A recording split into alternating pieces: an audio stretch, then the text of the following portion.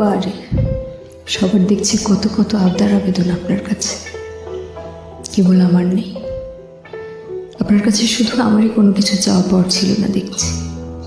বেশ তো, যা চেয়েছি তা দেবেন না বলে কত রঙ্গ কৌশল করে পালালেন। একটা পাপমুক্ত জীবন, একটি বন্দিত্বের প্রায়শ্চিত্ত, অসম্ভব আবদার রেখে সবার থেকে আলাদা হলাম। সবার মতো আবদার প্রকাশ করে কাঁদতে পারছি না। আপনার আবার ছিলই বাকি জয় আমির, একটি অসম্পর্ক, একটা বিরোধ, তথাকথিত বৈধ একটি পরিচয়। তার ভিত্তিতে কি বা চাইবার থাকতে পারে আপনার কাছে?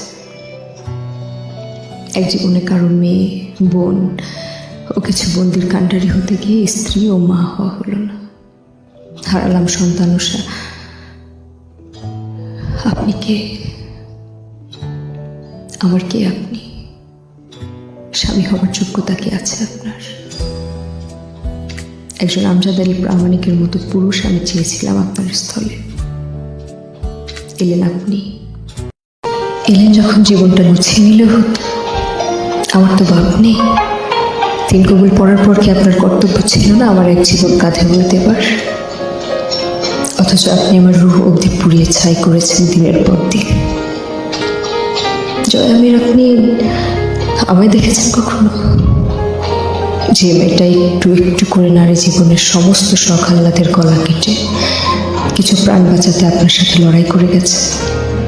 শেষে না সে প্রাণগুলো বেঁচেছে আর না সে নিজে।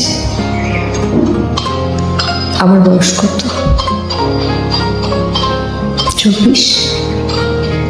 বুড়ো হয়ে গেছি বলুন না।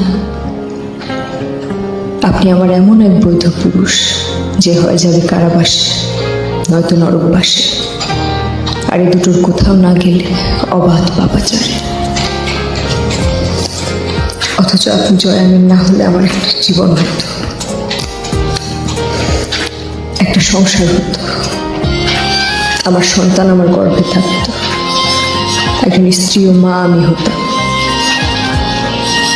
সব কেড়ে নিয়েছেন। আপনি আমার কাগজ কলমের স্বামী। হৃদয়ে কতটুকু জিজ্ঞেস করেছেন কখনো? জিজ্ঞেস করলে হয়তো বলতাম আপনি একটি সূচের বিষমাখা প্রান্ত, যা আমার হৃদয়কে প্রতিক্ষণে খুঁচিয়ে রক্তাক্ত ক্ষত বিক্ষত করেছে। তা শোনার পর কি স্বামী হবার চেষ্টা করতেন? এত হিসেব গর্বে রেখে বর্বর শুয়ে থাকা পাপী পুরুষ আপনি আমার স্বামী নন।